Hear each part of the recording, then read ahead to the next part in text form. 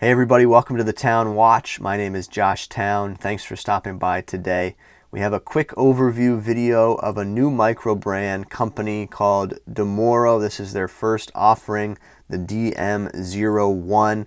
It's a unique integrated piece, cool design, and we're going to take a quick look at it in today's video. I'm going to take some measurements of it, put it on the wrist, and get a Loom shot before this video is out. So thanks for coming by today to view this video. I do want to say thank you to Casper at Ghost Watches for getting me on the list to take a peek at this watch. I don't have it for very long. I have to send it on to somebody else. So I encourage you to check out his review. It will probably go into more detail than mine does today. But we're just going to take a look at this watch initially, share my first impressions of it. And honestly, I like it. It's a cool design. For sure, there's a lot of unique aspects about this watch. The first one being the integrated bracelet. The second thing that I'm drawn to is, of course, that waffle dial, but it's unique in the sense that it kind of follows the case shape and this bezel shape, and the dial kind of follows those curvatures, as you can see. So it's not just, straight lines up and down. And I think that is pretty unique, pretty cool. Kind of gives almost the dial, makes it kind of have a rounded look to it. I like that. This watch is a prototype, but it is finished very well for a prototype with the polished surfaces and the brushing, as you can see, in different places. And just looks like a really nice piece. And of course, if you're into watches, you can tell that this watch kind of gives a couple nods to other well-known luxury pieces that are out there today, but it has its own unique feel at the same time. I like those cutouts that are there on the side of the case on both sides. I think that's pretty neat. And again, everything is finished very, very nicely. You got applied indices on the dial as well. This watch is using the Miyota 9039. It's a no date, as you can tell. Has a power reserve of about 42 hours and beats at 28,800 vibrations per hour.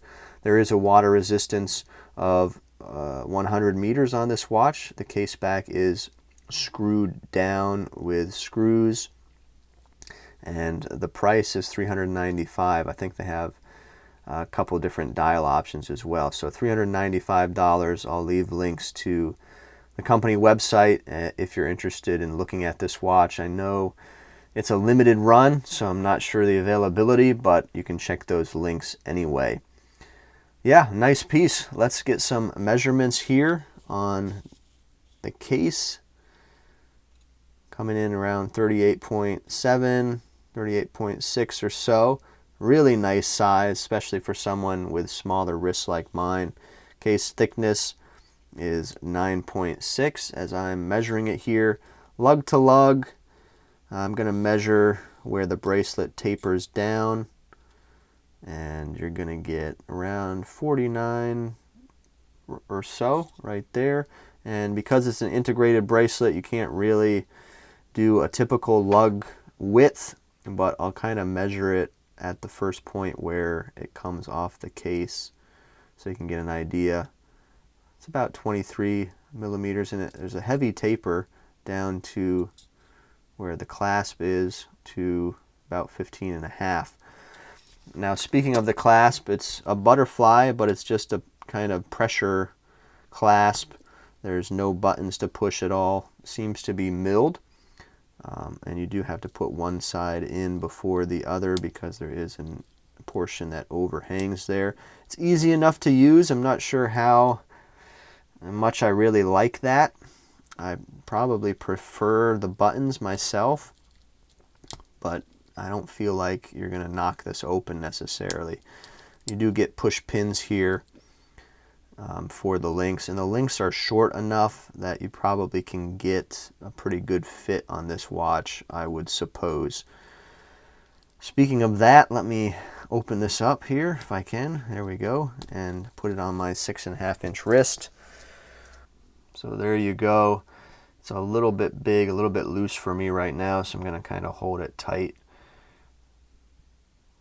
But this is my first experience with a real integrated bracelet watch, and I have to say I like it. I think everybody probably should have some sort of integrated bracelet watch in their collection. They're kind of cool. Definitely have a vintage feel. And this one's nice. Very well done. All right, let me break out my UV flashlight, charge this up, and get a Loom shot.